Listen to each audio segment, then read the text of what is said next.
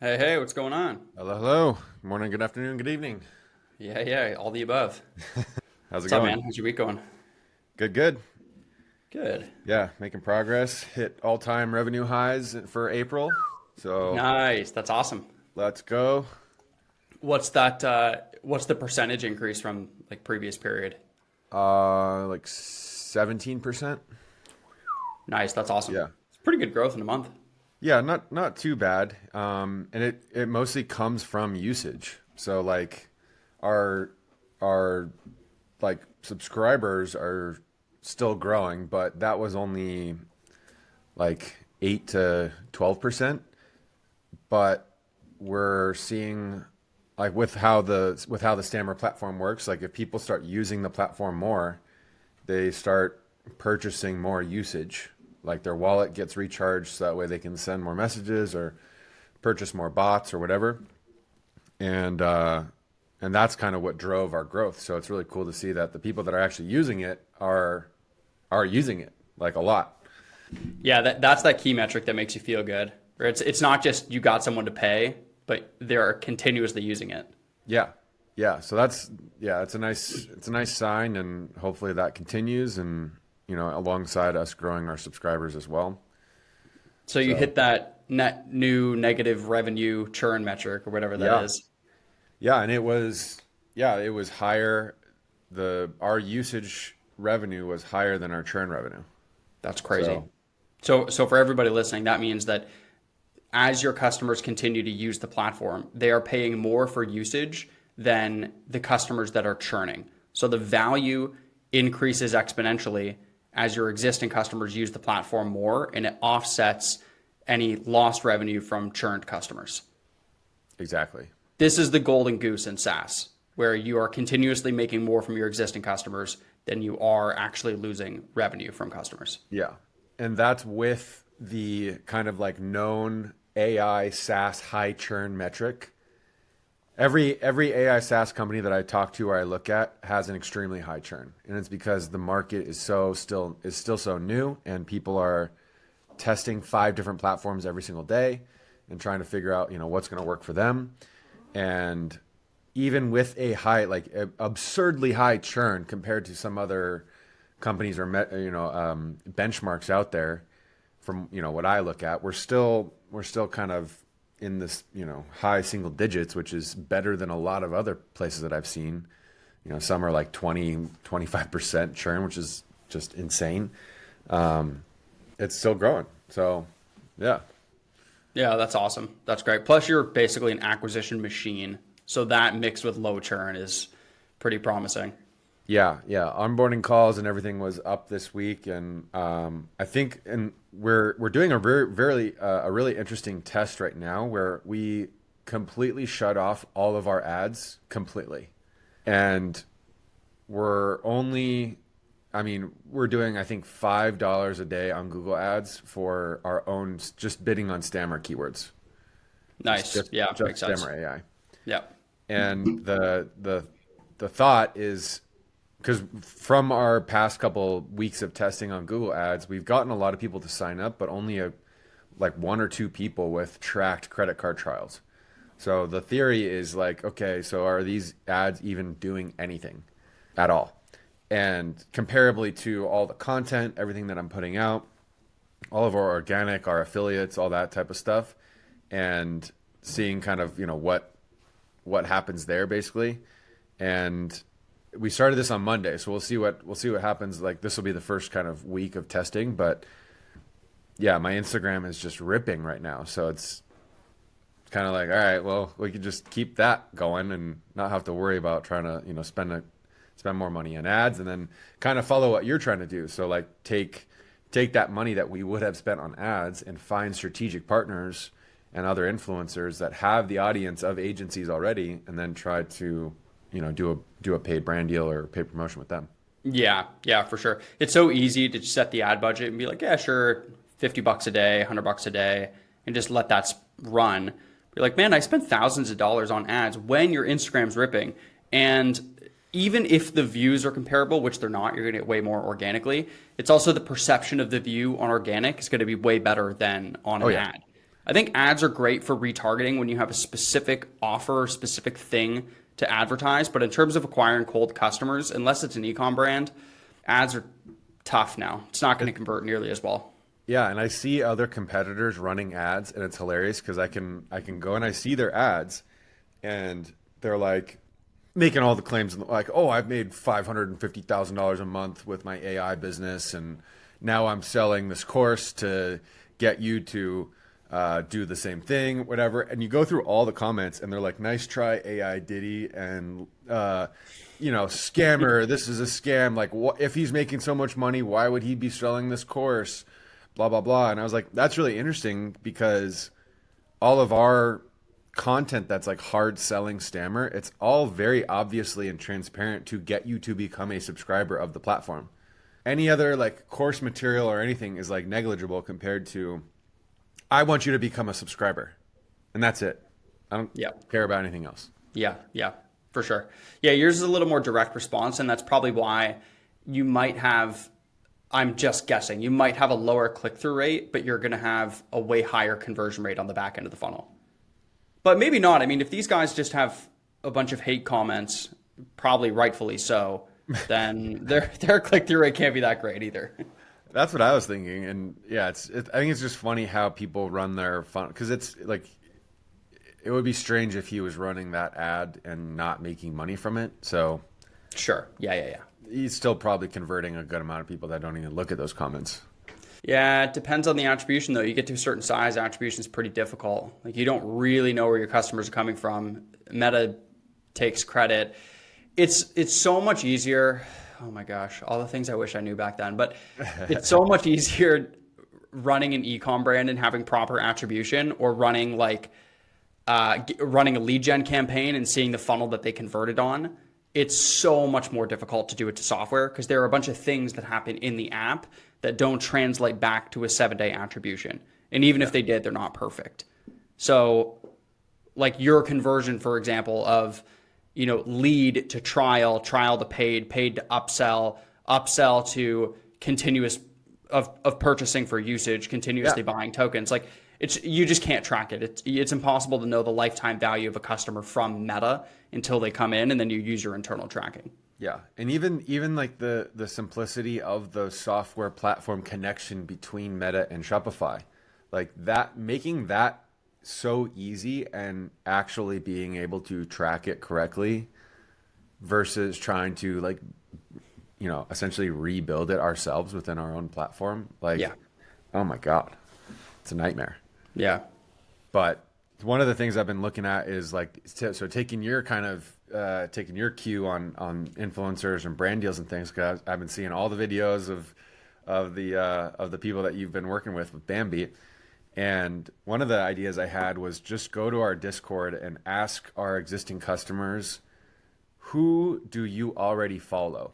That's not me.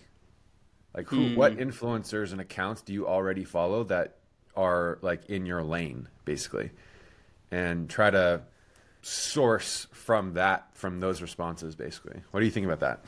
I think it's a good idea, but if you want to shortcut it, the easiest possible way to see who's in your ethos is to just go to your own profile and then hit the little plus and see the other related accounts that are related to you. And these are going to be people where your followers overlap with them. So just jump into a different Instagram account, search yourself, and then hit the plus drop down, and it's going to show you a bunch of other people that have overlapping followers. Okay. And that's probably who you can target. And that's probably, if I had to guess, that's probably what people would say in general anyways. Mm-hmm. Yeah. That's what I've been doing. We're still sending, we toned it down a bit. We're sending about 50 DMs a day to content creators. Mm-hmm. And that is entirely how we're finding the people, is we just look at a profile that's super relevant for us, that's right in our ethos, and then we hit the little plus, and then I just command click and open up a dozen other profiles. And then from those profiles, if I find one that I really like, I'll do the same thing. I'll hit the plus and then open up 10 more profiles. And that's just how we're cycling through everybody. But it's interesting now, because now that I've followed so many of these accounts, the algorithm is so well trained that when I open up an account, it's like also, or it shows you people that you have overlapping followers with. Everybody is the same. Like it's all a community. It's all connected. Yeah. There's no chance that I'll find a profile that is not followed by at least somebody that I am following. Yep. Yep. I've started to know that in the AI creator space. Like there are a handful of people that are everybody follows. And I mentioned a couple of them last week. Like those two creators I mentioned last week, everybody follows those people now. Like Yeah. it's just like standard. So yeah, that's a good tip. It'd be interesting if that could be somehow automated, but it seems like there's so much of like your view on how those accounts are run or create that then dictates whether or not you work with them. I think there's such a market for a influencer quality score software where you can rate a creator based on your most important metrics, and then it can predict what your conversion is going to be based on the amount of views that they get on a video, like how many they get on average, what you should be willing to pay them as a CPM based on the margin that you're trying to make. Like I now have become aware of so many other mobile apps that have this internal tool where they try to determine what a creator is worth and what you should pay them. And I think everybody is doing it individually and they're all trying to figure it out themselves in a spreadsheet. I think there's such an opportunity to try to like rate creators based on quality, because all of us just go through it on trial and error. And there's so much burning through shitty creators that are overpaid until you can finally get a couple that land and that are really good.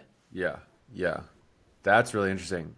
So on going off of that, one of the things, so I did a test over the last couple days, and this will be very interesting, I think, for you to try as well.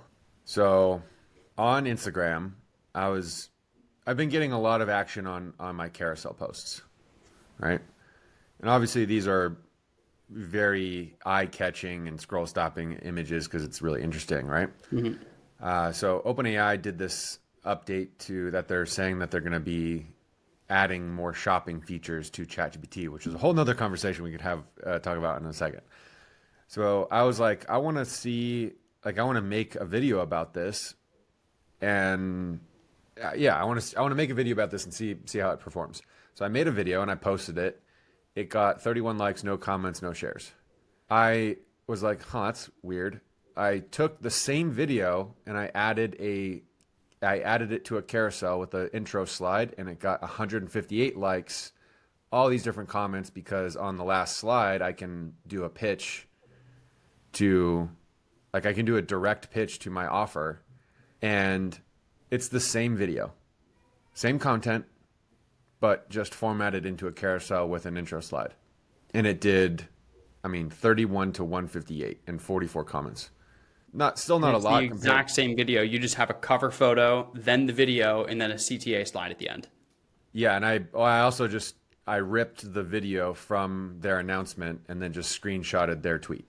So basically both of these things are in my video. So I basically just read their announcement and then I show the video, explain what the video is, and then I just show it without my face on it. So what's your takeaway from this? So, like, for me, I don't want to say reels are dead because that's, I think, clickbaity as hell. But there's proof here.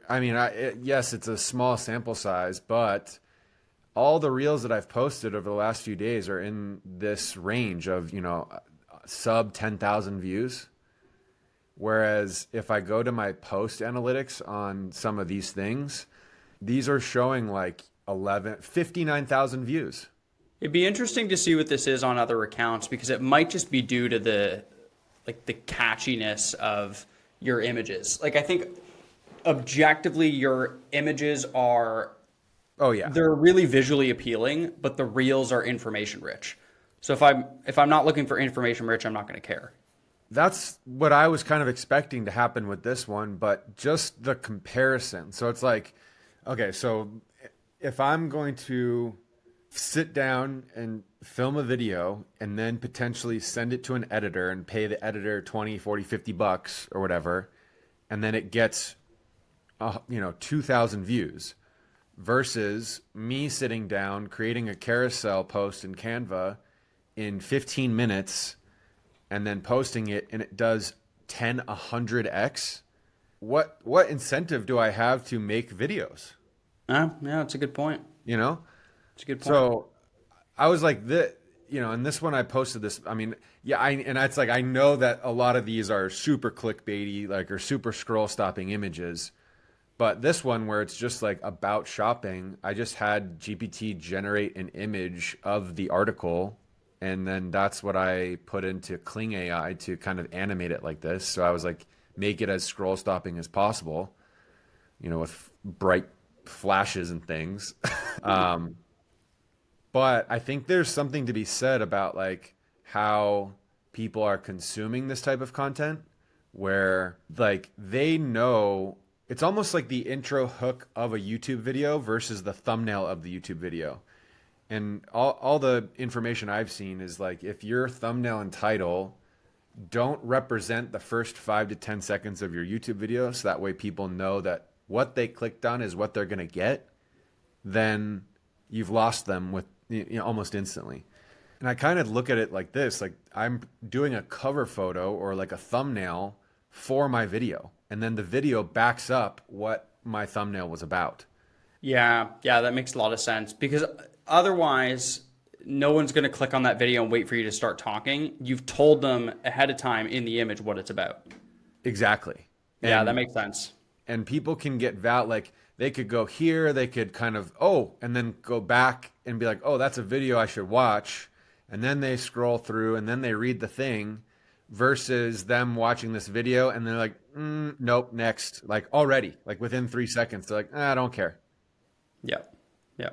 So it's just like I want to do more of these tests. But I thought that was something interesting that you guys might try with Bambi as well. Just take anything that you've done already and put it into a carousel with a slide that has a thumbnail and then a call to action image at the end that allows people to comment to get a direct, automate the DM link to the app. Yeah. And by me doing this, I mean, I've been pushing multiple different offers on this last slide for myself, but one of them has been my I've been just tracking and collecting all of my these fun image prompts. It is now my third most downloaded thing in my Gumroad history in the last 2 weeks. I have almost 800 downloads on it. On image prompts. On image prompts. Interesting. Very interesting. So we have kind of done this to a degree. We've partnered with different creators and had different types of content, but one that we had go out yesterday was that it was the cover photo of 3 baby sleep mistakes you didn't know you were making. Everyone's like, oh, okay, sure. So if you're interested in that, then you're going to click on it. But it got 22,000 views in the first 24 hours versus a comparable post, which was a reel, got 8,000 views in the first 24 hours. And then it kind of died off from there. And it was the exact same content. So really similar situation. But then when you scroll through, I can show you actually, unless you're bringing it up. Yeah, you got it. Yeah, there. That's the one right there. Oh, dude, look at that. 230 versus dude, I mean, we just proved the concept right now. Yeah, I know. This is it. It's crazy. And you get okay. So yeah, you literally already have done it. I didn't even see this one. Yeah, this one went out yesterday, like 24 hours ago, I think. Yeah. So yeah, you got it right there. It's all super informational rich, and then it goes CTA style, and then just goes to the whole thing. And it's a classic comment DM strategy. So they comment, they get the thing. Yeah. And the creator sent me the stats for it today. It's going to take me a while to find it, but. Oh, okay. So this is on another. Okay, it's a collab post. Yeah. Okay. So that also helps it push. Yeah, for sure. But the other one next to it is also a collab post, which got 7,000 views versus 22,000 views on the carousel. And it's just the engagement. Like the engagement is literally 10x. I think, yeah, man, comment DM is, I don't think it's dead at all. I think it's still so alive and well. I think it's really important. Oh, yeah. So we're in the middle of building 2 honestly huge lead magnets. Like they're going to be super useful. I can sort of show you the beginning of them. But yeah, we're working on a couple lead magnets right now, which is like a nutrition one. So we're going to give you 20 meal plans for your child based on the age that they're at, because it differs. If they're 6 months old, it has to all be mashed. If they're a year, it's like whatever, small strips. Yeah. And then we have a sleep meal plan, and we're going to have our organic content and our ads all using the comment DM strategy, where we give them the resource for free, ungated, and then a couple days later have a follow-up pitching the app, basically. Ungated, so no email collection? I don't think so. Let me know your thoughts on this, because my thought process was all of our communication with creators is on Instagram right now. And we need them to be on their phone to download the app. So I'm like, how do I guarantee that the user is going to be on their phone? If I email it to them, I don't have that guarantee, right? A lot of people will open that up on their desktop. But also, what does it matter if I already have their Instagram? I have direct contact with them. They're clearly on Instagram because they got the resource. They're clearly going to check their DMs. Okay. I mean, I can make arguments for both sides. My advice would be, and this is what I've given other people in the last week or so, like if you're at the whim, in that scenario, you're still at the whim of Instagram. You don't really own that data. But if you have their email address, you own that data. I see your point, but ultimately I'm thinking, what's the smoothest straight line to installs? And I thought, as soon as you gate it, because I know I've done this on tools before, as soon as you gate it, some people are like, I have to leave my email. Fuck that. I don't want to. Like, I just wanted the thing. That's fair. I mean, A/B test the hell out of it for sure. Yeah, I'm going to try it. But my thought was, if you just give them the thing and you make it extremely valuable, you actually build a great resource. And then you follow up with them 2 days later of like, hey, did you like it? Did you know? So in my example, I show you. So here's one of the lead magnets. So it's 20 easy meal ideas for busy parents. And then we have 5 breakfast, 5 lunch, 5 dinner, and 5 snacks. And then this is what the content actually looks like, which is really, really similar to the content that you're going to find inside the app. So in ManyChat, we're going to split it up based on how old is your child. We have one for 6 months, one for 9 months, and then one for 12 plus months. And I'm thinking we just give them the PDF, and then afterwards, 2 days later, we follow up. We just say, hey, did you know we can make meal plans based on your child's age, their allergies, what they like, the foods they've tried in the past. It's incredibly customized. It's basically what you saw here, but specific for your kid. And then whatever, just pitch Bambi. I haven't written the DM yet, but you get the idea. Yeah. That'll be an interesting test to try. And I think that could be some of the things why people want to come back and listen to our podcast is we test these things out and then we share the results. I'm going to try it then. There you go. Perfect. Yeah.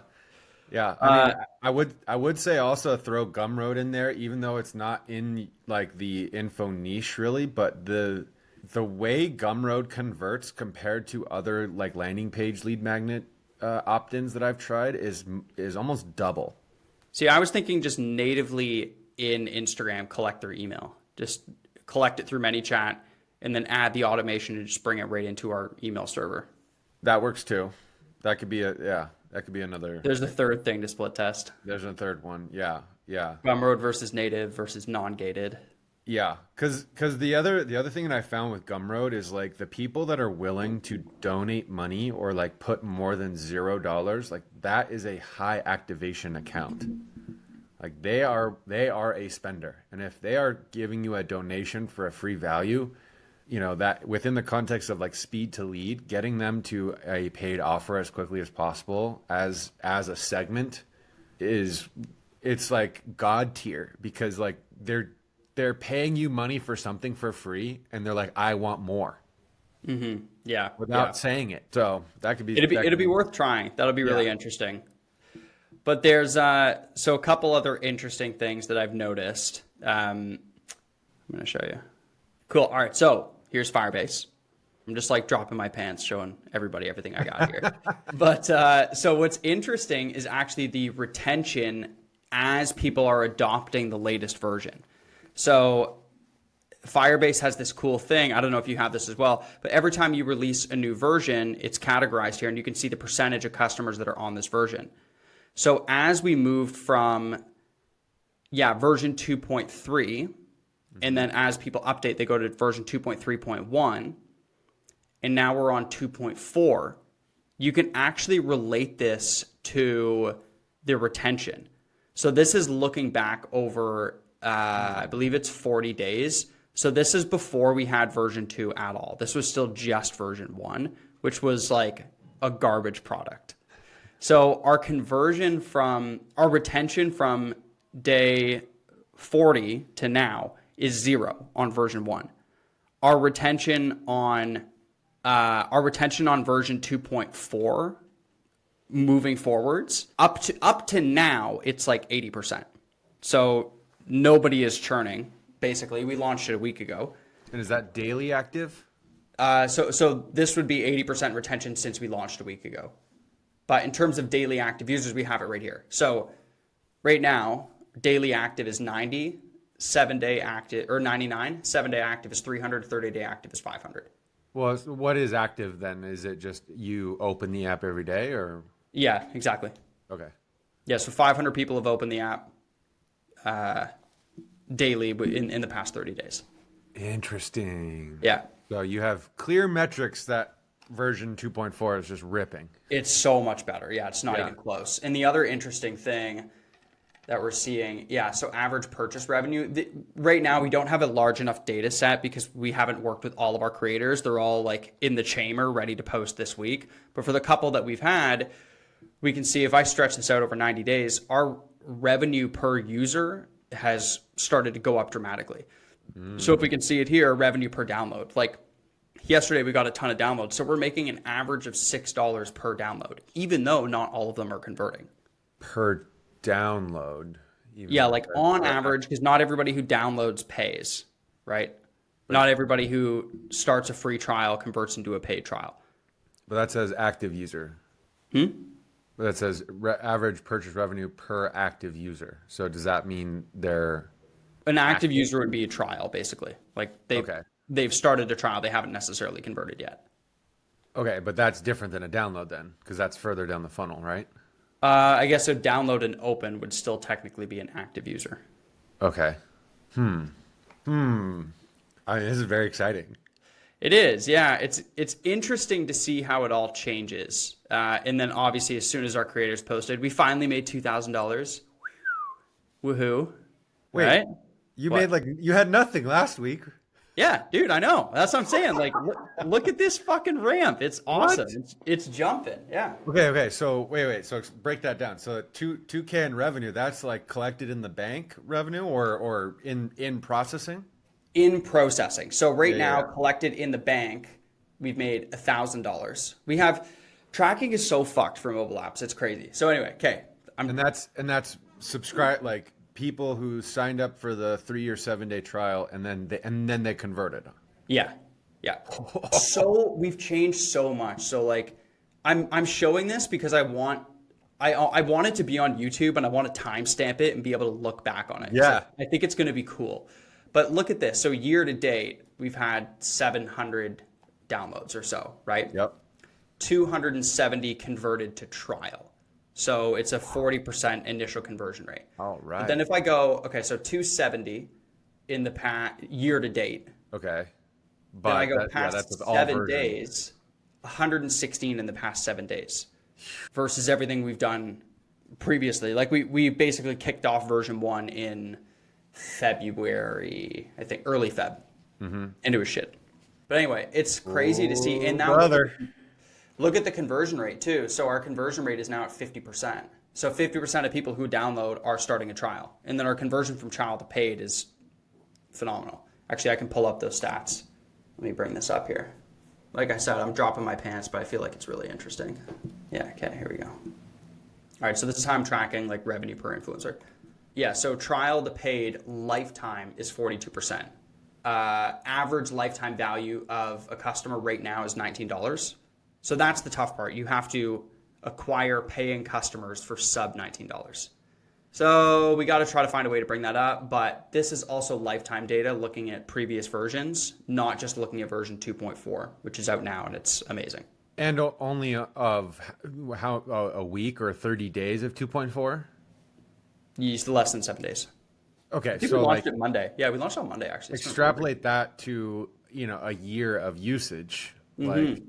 that LTV will just inherently go up. Totally, totally. So this is the cool part, right? We've like cash collected lifetime is $1,000. Obviously, these are small numbers, but it's all like it's relative to scale as we I start to mean, grow. dude, the amount of like indie hackers and bootstrappers that are like, "Oh, I just made my first $1,000 after months, years of struggling and work." I mean, it's like, "Oh, it just happened." Like Yeah, yeah, yeah, for sure. Yeah, exactly. I know we crossed it today, which is pretty that's cool. so sick, dude. So there's $1,000 collected, but then there's $2,000 in the pipeline because a lot of people are still on trial. Yep. So when you look, like there's so many trial starts, and then we have these trial converted, right? So there's a lot of these started trials that are Hmm. still pending conversion. And on Monday, we launched Revenue Cat, so we don't have any of the data prior to Monday, which means we don't have any of the trials that we got previously. But now, Got it. what's cool here is it's going to show you the MRR, and then when they convert, sorry, wait, not Revenue Cat. Yeah, in Firebase, it goes basically projected revenue that's currently in the can. It's like in trial, about to convert. Yeah. Dude, fuck But yeah. now I figured out that this is my number right here. This is the number for running paid ads, cost per install. Because if our average revenue per download is $4.30, we have to get downloads below $4. That's the idea. Got it. So same thing if we pay a creator, whatever, $1,000, we need 250 downloads basically. That's like how we're thinking about the numbers. But that's at current LTV, That's right? at current LTV. Yeah, yeah, Yeah. yeah. Okay. Which is going to start to increase. I was Yeah. gonna say you could do a projected LTV increase as well, Yeah. and then front load that to your paid ads. We could. It's so That, early. We need well, to and figure out what the, that's just a lot of risk that you don't need to take. exactly. I'm just guessing it right at this point. Yeah. Plus, we're not going That, to run ads yet. We have so much going on with the organic creators. Just yeah. makes more sense to let that run before we run ads.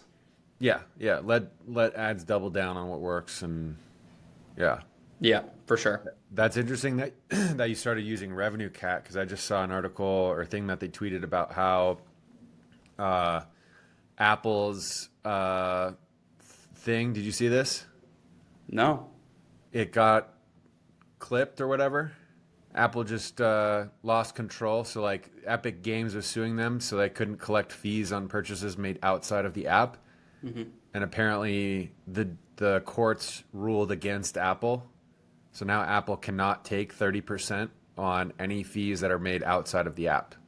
Finally. That's huge. Huge. This is the most non-talked about monopoly. Obviously, they're a multi-trillion-dollar company. It's not going to be in the news. Like no one talks shit about Apple because they own part of the media. They literally have their own fucking news network. But yeah, this is the most non-talked about monopoly that should not be allowed to operate. Yeah. So and I was like, oh, this directly affects you, because if they're taking 30% off in-app subscriptions, in theory, you could just push them to an alternative payment method and then save 30%. Yeah, so that's what Revenue Cat just launched is an external link. So it's kind of like Superwall is where our paywall is. You can now set it up in Revenue Cat and then collect payment outside of Apple. And then what do they charge? Like 5% or something? So I don't know what Revenue Cat is. I haven't even looked at it. Maybe 2.9, like Stripe or whatever. Hell of a lot better than 30. Yeah, hell of a lot better than 30. It's definitely something that we'll solve for eventually, but right now spending time to solve that problem on $2,000 doesn't matter. I mean, yeah, 2,000 in a week though. Yeah, but you know what I mean? Like as the problem becomes big enough that we need to deal with it, then we'll deal with it. Yeah. But right now I'm just focused on acquisition. Yeah. That's all that matters. Damn. I feel like I have a feeling we'll timestamp this too, that you're gonna blow past Stammer in terms of revenue and MRR and I fucking hope so, man. users and everything. I hope so. But there is so much less margin than you think. Unless you build an app that's Cal AI and it's inherently viral and your ROI on organic is like 10 to 1. I think for something like this, because it's so niche down to new parents and the content is not inherently viral, and neither is the app. It's a utility app. It's not eye-catching. Not everybody's going to download it. I think it's a lot harder to acquire customers and ROI from organic, but I think where the money's going to be is in corporate partnerships, partnering with other e-com brands, partnering with institutions, and the 12-month retention, because it's a utility app. As our customers roll over to their annual subscription and we don't have to pay that $10 to $20 to acquire them, that's where there's going to be a lot of money made. Yeah. I mean, I still think it can go crazy viral. Like I'm helping a new mom with her, and I pitched Bambi to her as well. No, thanks. I've been helping her like create content and things, and I was teaching her about and explaining like how different CPMs are calculated for different creators based off of their audience and the likelihood of their audience being a buyer. And the example I gave was like with Mr. Beast, he's getting hundreds of, and Mr. Beast has said this, where he's like, yeah, my CPM is a couple dollars because yes, I'm getting hundreds of millions of views, but a lot of that is from people in other countries or children, or like it's not prime buyers. Whereas someone like myself, I'm not getting a lot of views, but my CPM is way higher because my audience is business owners and people that are trying to purchase software. And I think your audience is similar to my audience in the sense that it's moms and parents who are willing to spend any type of money to help them solve a problem that they have.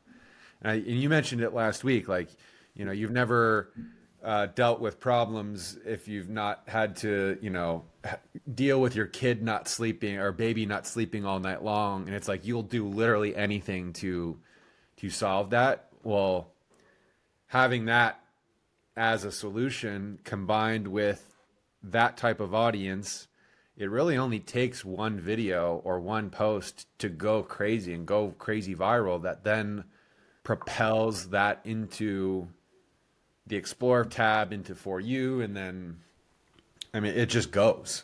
And I think that's what Cal AI did in the aggregate, but just with so many different creators at the same time. Yeah, I mean, their influencer strategy is fucking bananas. That's basically what we're copying. We're trying to, yeah, which is yeah, what we're we doing. just, and those guys are great. They put all those lessons on YouTube for free, so you can just literally learn exactly what they did and then just try to replicate it yourself. That I wouldn't have started Bambi if I didn't actually watch those videos first. And I'm like, oh, okay, that's how you could grow this. And and as we know, only 1 or 2% of people watching those videos are going to do anything with that knowledge. Well, yeah, exactly. It doesn't matter that the knowledge is out there. You still have to do the work. Still have to do the work. Yeah, exactly. Yeah. Yeah, but it'll be interesting to look back on this. I hope I look back on it and I'm like, oh, we blew that out of the water. It went crazy. And I don't look back and I'm like, oh, another failed business.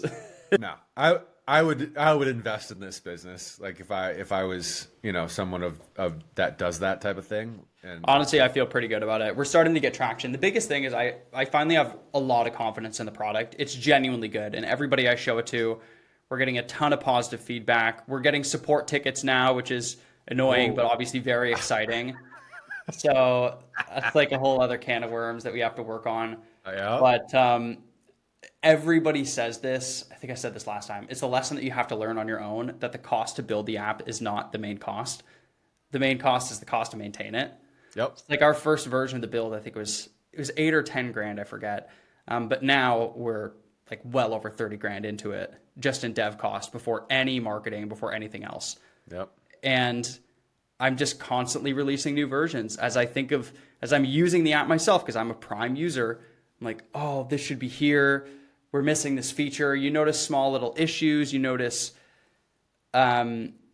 one thing you said actually that came to mind last night as I was getting repeatedly the same support ticket is people are asking for a functionality that exists in the app that I thought was so obvious, but a lot of people are missing it. So I don't really have to explain what it is, but to me it was so obvious. And then I asked Kathy to do it. I'm like, hey, could you start the nap and rewind it by 2 hours? She's like, yeah, sure. Boom, boom, done. I'm like, see, it was that easy. Like, why is everybody missing this feature? But I don't know. That's just the way it goes sometimes. It's not that obvious to everyone. Yeah. Have you done any like reviews with with those support ticket customers? What do you mean? Like, show them how to do it? Or like gotten on a call with them and just be like, how would you think of to do this? No, I haven't. I've been responding to people and sending them an FAQ video and being like, here is how to solve the problem. I think I know what to do. It's a very small thing. We just need to put like a pencil next to the feature to show that it's an editable field and not a static field. So I think it's going to be a simple fix, but it's interesting. Something that is just so blatantly obvious to me is just not going to be obvious to everyone. Yeah, It's just how it goes. I mean, that's something I've been saying since the very beginning when you were thinking about starting this. I'm like, yeah, it's 20 to 30% is the initial build, and the other 70 is maintenance and support tickets and bug fixes and edge cases. Like, dude, edge cases are fucked. Yeah. Like the way people use your shit and not the way that you want them to use it, it's like Yep. Yep. so frustrating. But then on the other hand, it's like, oh well, yeah, I understand that. Yeah, it's such a good point. The way that I want them to use it is so obvious to me, but just not obvious to most people. I just Use don't it the way I understand. want you to use it.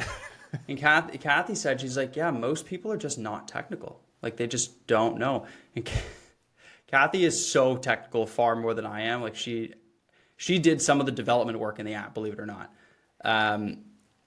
But even just the ability to operate a mobile app, which I thought is obvious, is just not obvious to some people. Yeah. I just found a metric. That's exciting. I'm going to show this. I know I basically took over this call. I feel like I do every time, but okay. All right, so we were looking at version changes here. So this is version 2.4 adoption, which has primarily happened today because what happens is as the users go to sleep, their phone will auto update. I also send a push notification to update to the newest feature. Most of our users are in Australia, which is 11:50 p.m. right now. So their phones are going to update overnight. So anyway, we're getting all these updates. But here is what I was talking about. Look at this retention data. So on the previous versions, like on the 24th, look at the average user day one retention at 45% versus now the retention at 70% for the people that are on the next version of the app. Huge. It's crazy. We'll see how it plays out, but yeah, it's pretty interesting. That's really cool. It's definitely a different volume though, because for us, for you to have 280 paying users would be so much more than what we're making. They're totally different numbers. Yeah. But that being said, like for us, it's the value that someone has to get out of it is so much deeper for them to not churn. Like one of the things that we're so focused on right now is not necessarily about how to get them to use the app or any part of it. It's just succeeding with it. So it's like instead of us trying to be like, oh, here's how you can do X, Y, or Z, it's like, let us help you get your first customer, and then they're more likely to use the app in those ways that we were originally training them to do. Yeah. And that's so difficult because then that pushes people to do the work, like do anything. Like it's not just consuming of the app; it's actually using it to then turn around and do something else. And that's a tough one. Once we get people to succeed, though, like they are never leaving, which is great. And there are multiple customers now on the platform that have made almost $200,000 with Stammer, like selling AI to their clients that we've tracked as revenue through our connected accounts. And I know for a fact that we have several others that are not using our connected accounts because they're using their existing agency offers and tagging this in. And they're, like almost 1,000, they have thousands of accounts now. Yeah. So it's just like, how do we get more people? And that is a much more niche offer than if they were just like a website owner who wants a chatbot on their website. Yeah. Yeah, for sure. These are people that not only understand the tech, but they also know how to run a business. They have experience running an agency. They have customers, and then they can plug this in as an additional offer. Which for like speaking from someone who ran a successful agency for 6 years, this is a great offer for me to add in and sell to my clients because there's zero fulfillment cost for me and the margin is baked in. Yep. Versus any other service that you sell as an agency, there's a time commitment on the back end that your team has to be obligated to. Yeah. Yeah. Yeah. And I think the difficult part is, and we've started using a new kind of terminology, McDonald's customers versus Nobu customers. Okay. And the difference being like a Nobu customer is that existing agency. They know how to run a business and they have existing customers, maybe. The McDonald's customer is someone who is off the street who just wants to make money with AI and has no prior experience, no agency or business experience at all. And it's like, if you identify those two segments of people, like the Nobu customer is going to eat their dinner and leave a tip versus the McDonald's customer is more likely to complain over a $2 chicken nugget. Mm-hmm.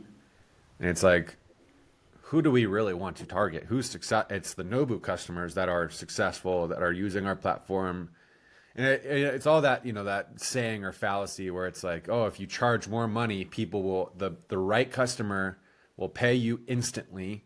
They're not going to, ask you all these different questions or complain or whatever versus the $100 customer who's going to send you 12 support tickets in the first day and try to get you to do everything and blah, blah, blah. And yeah, and it's tough to try to see that and then adjust the funnel or marketing or whatever to try to find more of those Nobu customers versus McDonald's customers. Yeah, I mean, that's the tough part of advertising. You're standing on the top of a mountain with a megaphone saying, this is exactly who we want, but everyone can hear you. So, Ooh, that's a good line. Yeah, it's a good example of this. Probably the biggest example of this is Alex Hermosi, who has a private equity firm, and he advertises to everyone. He has like 10 million followers, but he only works with a small subset of businesses doing between, I think it's like 3 and 10 million that want to scale to enterprise value at over 100 million. Yeah. It's like, how many people is he working with out of his audience? I follow him. I look at all of his content. It's very useful. I'm not going to be one of his target companies to invest in, though. Yeah. So you're kind of in the same position. Like, you just need to scream it from the rooftops or the top of the mountain and hope that the right people start to climb up the mountain and follow you. And the McDonald's customers just trip and fall down on their way trying. Yeah. Yeah. I think more qualification, like more steps maybe to get people in the door. I don't know. It's these things I keep going back and forth on with, how to onboard customers, how to convert more of what we're already getting because we're still getting so many organic, like it's all. Yeah. And then you go back to the office. It's like, well, do we just do a really low ticket offer so the McDonald's customers can still get their Happy Meal or literally. Yeah. I get it. It's a never ending cycle, but man, congrats on your highest revenue month ever. That's very exciting. Thank you. Tell me the number off camera. I'm very excited. Hopefully it's very, one of many. I mean, I can't believe it's already fucking May. Yep. But Q2. I mean, yeah. Halfway through Q2. Yeah. And I'm about 40% of the way to my goal for end of Q2. So on track-ish. Like we hit Q1, we hit our Q1 goal literally like 3 days before Q1 ended. So that was cool. But our next big thing is voice. We've been working on voice, and once we can get that out, I mean, we have so many people asking about it. It's just like, there's so many things to do on the platform that we kind of have to focus on before we get that out. But that I think is what is really going to propel us from a subscriber point of view, but also usage point of view. Like, I think usage is high right now. I can't wait till I make money on every second of every AI phone call. 100%. Like, oh, Yeah, that's gonna be absolutely. the juicy, Yeah, it's going to be huge. That'll be a juicy big needle steak. mover. I mean, that was one of the first things I asked for when I was when we were talking. Like, oh, is voice out yet? It's the thing everybody's most excited about. And I think just from a sales perspective, it's so easy to pitch. Yeah. Yeah. And we've deployed it to a couple of businesses right now and they love it. Again, Oh, yeah? it actually is working for it. Yeah, we deployed it for this dentist office.